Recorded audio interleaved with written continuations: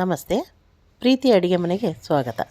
ಈ ದಿನ ನಾವು ಸ್ಪೈಸಿ ರಸಮ್ ಹೇಗೆ ಮಾಡೋದು ಅಂತ ನೋಡ್ಕೊಳ್ಳೋಣ. ಮೊದಲಿಗೆ ಕರಿಬೇವು, ಒಂದು 4 ಒಣಗಿದ ಮೆಣಸಿನಕಾಯಿ ಮುರಿದಿಟ್ಕೊಂಡಿದ್ದೀನಿ, ಜಜ್ಜಿದ ಬೆಳ್ಳುಳ್ಳಿ ಸ್ವಲ್ಪ, ಇದು ಒಗ್ಗರಣೆಗೆ. ಈಗ ರುಬ್ಕೊಳ್ಳಿಕ್ಕೆ ಮೆಣಸು, ಜೀರಿಗೆ, ಒಂದು 2 ಗಡ್ಡೆ ಬೆಳ್ಳುಳ್ಳಿ, ಒಂದು ನಿಂಬೆಹಣ್ಣು ಗಾತ್ರ ಹುಣಸೆಹಣ್ಣು, ಇಷ್ಟು ಹುಣಸೆಹಣ್ಣು ಸಾಕು, ಒಂದು 8ರಿಂದ 10 ಒಣಮೆಣಸಿನಕಾಯಿ. ಈ ಥರದ ಮೆಣಸಿನ್ಕಾಯಿ ಆದರೆ ನಿಮ್ಮ ಖಾರಕ್ಕೆ ತಕ್ಕಂಗೆ ಹಾಕ್ಕೊಳ್ಳಿ. ಸ್ವಲ್ಪ ಕೊತ್ತಂಬರಿ ಸೊಪ್ಪು, 7 ಟೊಮೊಟೊ ತೊಗೊಂಡಿದ್ದೀನಿ. ಇದು ಒಂದು 10 ಜನಕ್ಕೆ ಆಗುತ್ತೆ ರಸಮು. ಈಗ ಟೊಮೊಟೊ, ಕೊತ್ತಂಬರಿ ಸೊಪ್ಪು,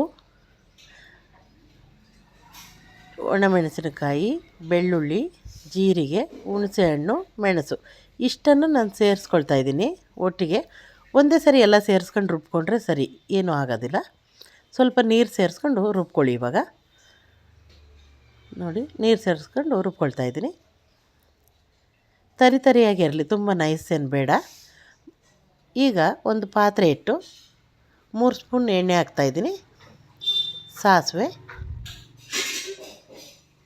ಆಮೇಲೆ ಜಜ್ಜಿಟ್ಕೊಂಡಿದ್ವಲ್ಲ ಮೊದಲಿಗೆ ಆ ಬೆಳ್ಳುಳ್ಳಿಯನ್ನು ಕೂಡ ಈಗ ನಾನು ಸೇರಿಸ್ಕೊಳ್ತೀನಿ.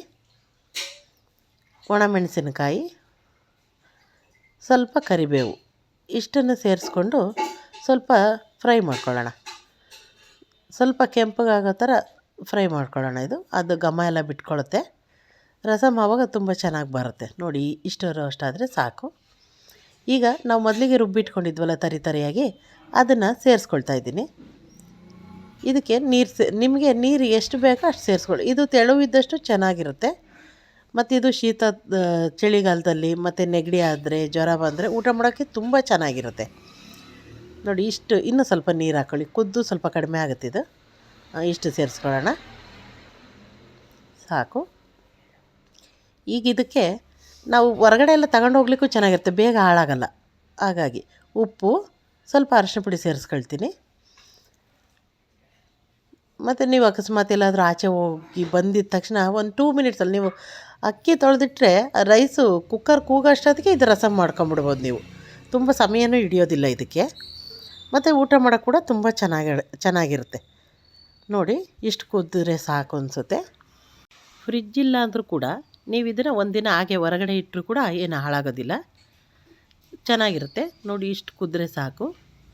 ನಿಮಗೆ ಈ ರೆಸಿಪಿ ಇಷ್ಟ ಆದಲ್ಲಿ ಲೈಕ್ ಮಾಡಿ, ಕಮೆಂಟ್ ಮಾಡಿ, ಶೇರ್ ಮಾಡಿ ಮತ್ತು ಸಬ್ಸ್ಕ್ರೈಬ್ ಮಾಡ್ಕೊಳ್ಳಿ.